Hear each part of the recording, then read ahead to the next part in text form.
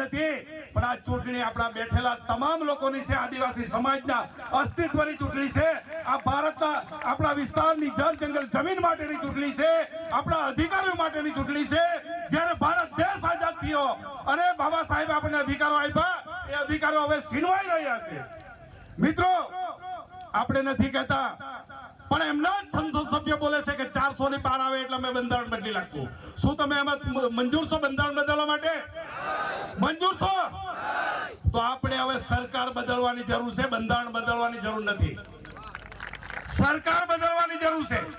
અમારા વિસ્તારમાં જ્યારે ટેબ્લેટનો પ્રશ્ન આવ્યો, વિદ્યાર્થીઓને ટેબ્લેટનો પ્રશ્ન આવ્યો, ત્યારે અનંતભાઈ આવ્યા, અમારી સાથે લડ્યા, લડેંગે જીતેંગે બોલ્યા, અને તમારી સરકારને રાતોરાત 1000 ટેબ્લેટ આપવા પડ્યા। એ લડેંગે જીતેંગેની તાકાત હતી, આ આનંદ પટેલની તાકાત હતી। એ વાત તમારે બધાએ સમજી લેવી પડશે। આપણે જળ જંગલ જમીન બચાવવું છે, આપણું સંવિધાન બચાવવું છે। આજે ડોક્ટર બાબા સાહેબ આંબેડકરના જન્મ જયંતિ નિમિત્તે આપણે પ્રણ લઈને જઈએ કે આપણે અનંતભાઈ પટેલને જીતાડીએ। અનંતભાઈ પટેલને જીતાડવાનો મતલબ કે જે વલસાડ સીટ પર જે ઉમેદવાર જીતે એની જ સરકાર કેન્દ્રમાં બેસે, તો આપણે એના જીતાડવા માટે પૂરેપૂરો દમખમ લગાવી દેવું પડશે। છેલ્લા 28 દિવસથી જુદા જુદા તાલુકામાં, જુદા જુદા ગામોમાં, જુદા જુદા વિસ્તારમાં, દરિયાકાંઠાથી લઈને છેક ડોન સુધી અમે પ્રવાસ કર્યો। ચારેકોર એક જ અવાજ હતી અને લોકો, યુવાનો, બહેનો, વડીલો ખૂબ મોટી સંખ્યામાં સ્વાગત અને અમને અભિવાદન કરવા આવી રહ્યા હતા। ત્યારે બધાના મોઢા પર એક જ વાત હતી, સમસ્યા, સમસ્યા ને સમસ્યા। સ્થાનિક સમસ્યા, પીવાના પાણીની સમસ્યા, જે ડુંગર વિસ્તારમાં રહે, ડાંગ વિસ્તારમાં રહે, કપરાડા વિસ્તારમાં રહે, ધરમપુરના જંગલમાં રહે, ત્યાં પણ પાણીના પીવાની સમસ્યા। અને એવી જ સમસ્યા દરિયાકાંઠાના રહેતા લોકો, કોળી સમાજના લોકો હોય, મુસ્લિમ સમાજના લોકો હોય, આદિવાસી સમાજના લોકો હોય, માછીમાર સમાજના લોકો હોય, એમને પણ પીવાના પાણીની સમસ્યા। અને આ સમસ્યા માટે છેલ્લા 28 દિવસથી અમે કહેતા છે કે નલ સે જલમાં નલ કપટ કર્યું છે। આ સરકારે ચકલી મૂકી છે, પાણી નથી આવતું, એટલે આ સરકારે ગાંધીનગરથી એનાઉન્સમેન્ટ કરીને એમણે એક નંબર આપ્યો છે, હેલ્પલાઇન નંબર, કેમ કે એમને ખબર છે નલ સે જલમાં સૌથી મોટો ભ્રષ્ટાચાર કર્યો છે એને ભાજપ વાળાએ ભ્રષ્ટાચાર કર્યો છે। ત્યાંના આગેવાનો એમ કહે છે પાઇપલાઇન અમારી એવી નાખી છે કે એમાં પાણી જ નથી અને નળની ચકલી એવી મૂકી છે કે પાઇપલાઇન સાથે જોઈન્ટ જ નથી। એવી જ રીતે અસ્ટોલ યોજના અમે જઈને આવ્યા કપરાડામાં, અસ્ટોલ યોજનામાં મોટા મોટા પાઇપો નાખ્યા છે, દૂર દૂર સુધી પાઇપો નાખ્યા છે, પરંતુ અમે જ્યારે જઈને બે બેનને પૂછ્યું ત્યારે એમ કે ભાઈ આ તો ખાલી અસ્ટોલ યોજના ભ્રષ્ટાચારની યોજના છે, કોઈ પાણીની યોજના નથી।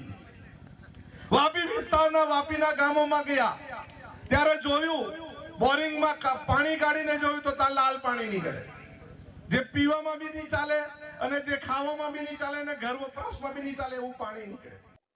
વલસાડ ડાંગ 26 લોકસભાના ઉમેદવાર અનંત પટેલ, ગઠબંધનના જે ઉમેદવાર જે અનંત પટેલ છે, આજ રોજ ચીખલી તાલુકાના જે સાદળવેલ ખાતે જ્યારે સભાને સંબોધન કરવા માટે આવ્યા છે। મોટી સંખ્યામાં લોકો ઉમટી પડ્યા છે। જે અનંત પટેલને દર્શક મિત્રો તમે જોઈ શકો છો, જે મારી પાછળ છે, જે લોકો જે સેલ્ફી લઈ રહ્યા છે જે એમની સાથે, ત્યારે આપણે સીધા અનંત પટેલ સાથે વાત કરીશું, કારણ કે આજે જે વાત કરવામાં આવે, જે બાબા સાહેબ આંબેડકરની જે જન્મ જયંતિ છે, જે હક અને અધિકાર જેમણે આપ્યા છે, જેમણે જે બંધારણના જે ઘડવૈયા છે, જે બાબા સાહેબ આંબેડકર, ત્યારે જે અનંત પટેલ પણ એ જ રીતે જે હક અને અધિકાર માટે, જે આદિવાસી સમાજના જે હક અને અધિકાર માટે જે બાબા સાહેબની જેમ જે લડત લડી રહ્યા છે, ત્યારે આપણે સીધા અનંત પટેલ સાથે વાત કરીશું। જ્યારે જે સાદળવેલ ખાતે, ચીખલીના સાદળવેલ ખાતે જ્યારે જે અનંત પટેલ જ્યારે સભાને સંબોધન કરવા માટે આવ્યા છે, ઇન્ડિયા ગઠબંધનના જે ઉમેદવાર છે જે અનંત પટેલ, આપણે એમની સાથે વાત કરીશું સીધા। જ્યારે જે સાદળવેલ ખાતે આવ્યા છે, લોકોને કહ્યું છે કે લોકો માટે લડીશું, ત્યારે આપણે અનંત પટેલ સાથે સીધા વાત કરીશું, શું કહેવા માંગે છે આજના દિને જે સાદળવેલ ખાતે ઉપસ્થિત થયા છે। જી, આજના દિવસે જે તમે સાદળવેલ ખાતે ઉપસ્થિત થયા છે, શું કહેશો? આજે બાબા સાહેબ આંબેડકર જે ભારતના બંધારણના ઘડવૈયા છે, તેમણે તેમનો જન્મ જયંતિ છે, ત્યારે આ પ્રસંગે અહીંના આગેવાનો દ્વારા એક મીટિંગનું, જનસભાનું આયોજન કરવામાં આવ્યું હતું। એમાં જનસભામાં મુખ્ય અમારી એક જ માંગણી હતી, અહીંના લોકોની પણ એક જ માંગણી હતી કે ભાજપના સાંસદે એવું કહ્યું હતું કે અમે 400 પાર જશું એટલે બંધારણ બદલી દેશું, પરંતુ બંધારણને બચાવવા, બંધારણની સાથે રહેનારા અમારા તમામની ટીમ છે, અમે બધા જ લોકો છે, એટલે અમે કોઈ કાળે બંધારણ બદલવા દેવાના નથી. અને જે પણ બંધારણ બદલવાના સપના જોઈ રહ્યા છે તેની સામે અનંત પટેલ છે, અનંત પટેલની ટીમ છે, અને આખો અમારો સમાજ છે, કચડાયેલો સમાજ છે, દલિત સમાજ છે, આદિવાસી સમાજ છે, બક્ષીપંથ સમાજ છે, મુસ્લિમ સમાજ છે, તમામ લોકો બંધારણને બચાવવા માટે અનંત પટેલને અને ઇન્ડિયા ગઠબંધનની સરકાર દિલ્હીમાં બનાવશે. 400 પારની વાત જે કરે છે, શું કહેશો? 400 પારની હવાઈ વાતો છે.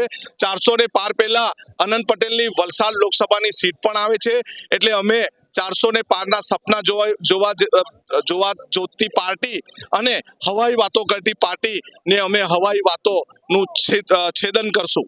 જે અહીં જે તમે જે સાદળવેલ જે ખાતે છે, અહીં જે આપનું જે એક ગઢ કહેવાય છે, અત્યારે જે પંકજભાઈ છે એમના જે ઉમેદવાર હતા, અત્યારે જ્યારે ગઠબંધન થયું, કેવું લાગી રહ્યું છે અને કેટલો સપોર્ટ છે? જે માત્ર સાદળવેલ ચીખલી માસદામાં નહીં, પરંતુ આખા વલસાડ ડાંગમાં આપના અને બીજી પાર્ટીઓ દ્વારા અમને સમર્થન મળી રહ્યું છે.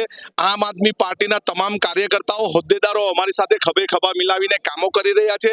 કોંગ્રેસના નાનામાં નાના કાર્યકર્તાઓ પણ અમારી સાથે અમારી સાથે શેર કરે છે અને અમારી સાથે દરેક જગ્યાએ ઘરે ઘર જઈને પ્રચાર કરે છે ઇન્ડિયા ગઠબંધનનો, અને આવનારા સમયમાં ઇન્ડિયા ગઠબંધનની સરકાર બનાવીશું. જી, તમે જે આજે કેટલા દિવસોથી જે પ્રચાર પ્રસાર માટે જઈ રહ્યા છો, કયા કયા મુદ્દાઓને લઈને લોકો સમક્ષ જઈ રહ્યા? અમે મોટી જાહેર સભાઓ 56 જેવી કરી છે, 201 ઓટલા મિટિંગો કરી છે, 11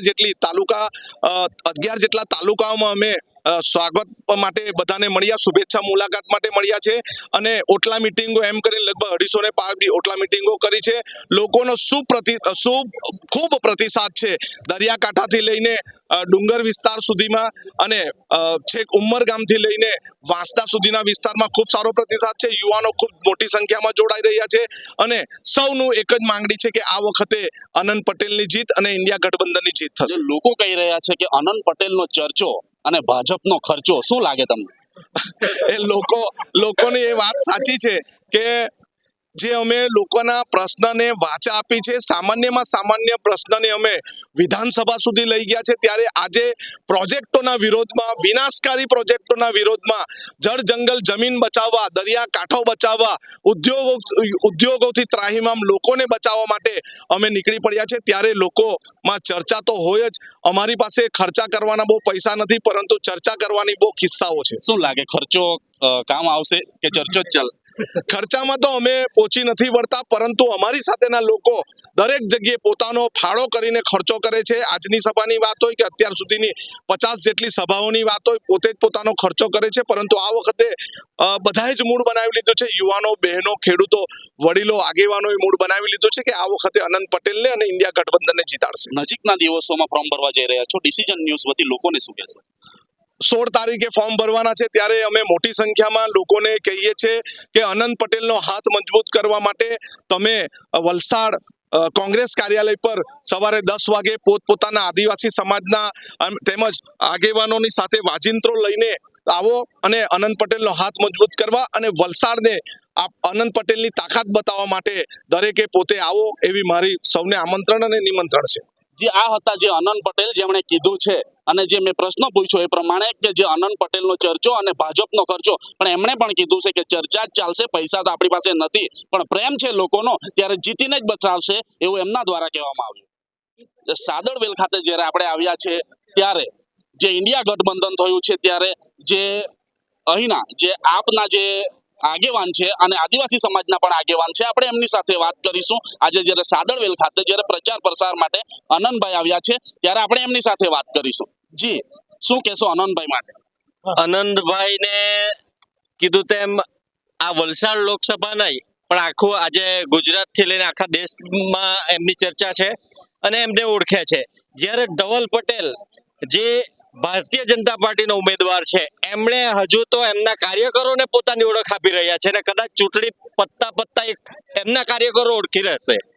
આખો વલસાડ લોકસભાના મતદારો એમને હજી ઓળખતા નથી, એટલા માટે અનંત પટેલની જીત પાક્કી છે અને ઇન્ડિયા ગઠબંધન થકી જે ઉમેદવાર છે એમને આમ આદમી પાર્ટીનું પૂરેપૂરું સમર્થન છે.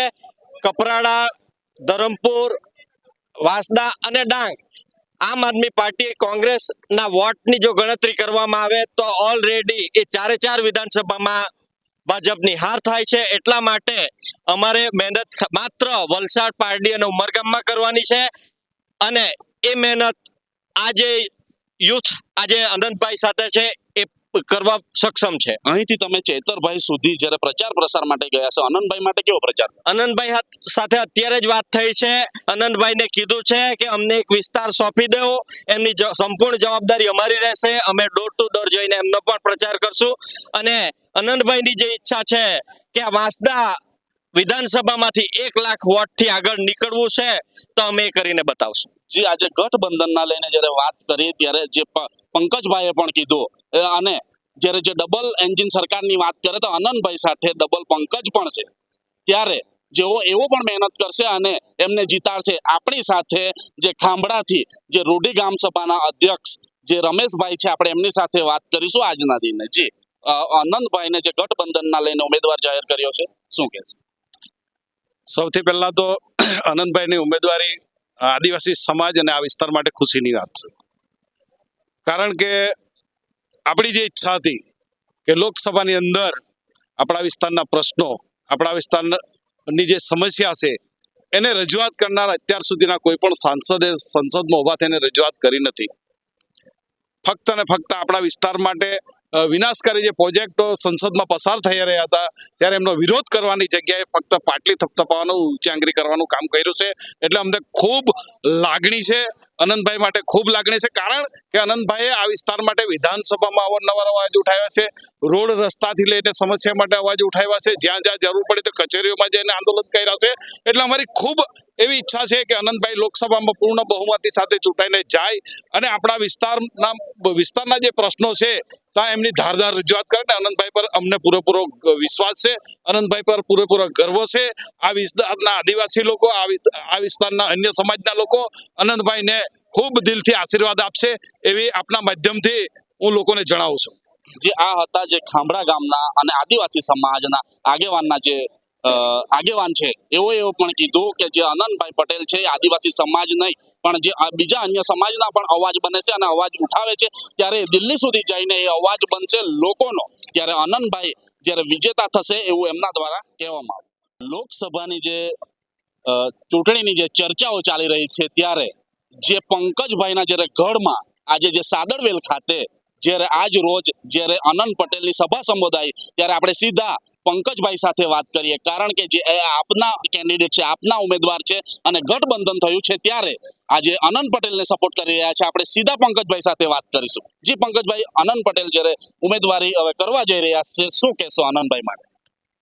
આનંદભાઈ પટેલ એકલા નથી ઉમેદવારી કરી રહ્યા, એમની સાથે આખી વલસાડ ડાંગ લોકસભા કરી રહી છે. કારણ કે આ સમય છે, જેવી રીતના અગાઉ જે સંકલ્પ યાત્રાની અંદર મોદી સાહેબના વિડીયોમાં હતા, યહી સમય હે, સહી સમય હે. તો મારે પણ લોકોને કહેવું છે, જો લોકશાહી બચાવવું હોય, અસ્તિત્વ બચાવવું હોય, જળ જંગલ બચાવવું હોય તો યહી સમય હે, સહી સમય હે, વોટ કા સહી ઉપયોગ કીजिए.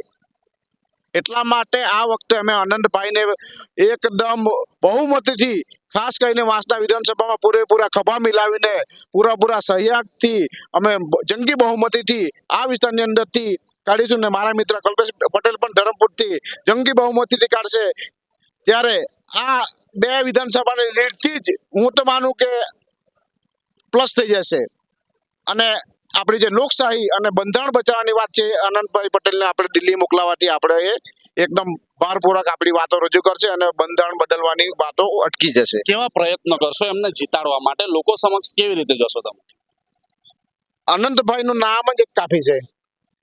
આજે જોઈએ સામેવાળાને પૂછે છે, જ્યારે ઇલેક્શનની ટિકિટ જાહેર થઈ ભારતીય જનતા પાર્ટી તરફથી, ત્યારે ભારતીય જનતા પાર્ટીના તાલુકા જિલ્લા લેવલના કાર્યકરો હોય કે આગેવાનો હોય, પદાધિકારીઓ હોય, એકબીજાને ફોન કરે છે કે ભાઈ આ ધવલ પટેલ કોણ છે. એવા સમયમાં, એવા સંજોગોમાં આનંદભાઈ પટેલનું નામ કાપી છે. એક નાના છોકરાઓના મોઢા પર છે, એક જ ચાલે, આનંદભાઈ ચાલે. ત્યારે કોઈ સવાલ પેદા ન થઈ જતો અને આનંદભાઈને જીતતા કોઈ રોકી નથી શકતું. જી આ હતા જે પંકજભાઈ. કલ્પેશભાઈ પણ સાથે છે. કલ્પેશભાઈને હવે એક જ પ્રશ્ન પૂછીશ કે જે કલ્પેશભાઈ, જે ભાજપ પાર્ટી જે કહી રહી છે કે 400 પાર, શું છે 400 પાર? 400 પારની જે વાત કરે છે, 400 પાર કરીને ગરીબી હટાવવાની વાત કરે છે. મારે એક જ તમને પૂછવું છે, કોઈ ગરીબી અત્યાર સુધી હટી નથી.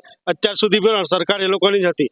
400 પાર કરીને એ લોકો સંવિધાન બદલવાની વાત કરે, પણ એ લોકોને એટલી ખબર નથી કે ગામે ગામ ભીમ સૈનિકો પેદા થઈ ગયા છે, ગામે ગામ યુવાનો તૈયાર થઈ ગયા છે.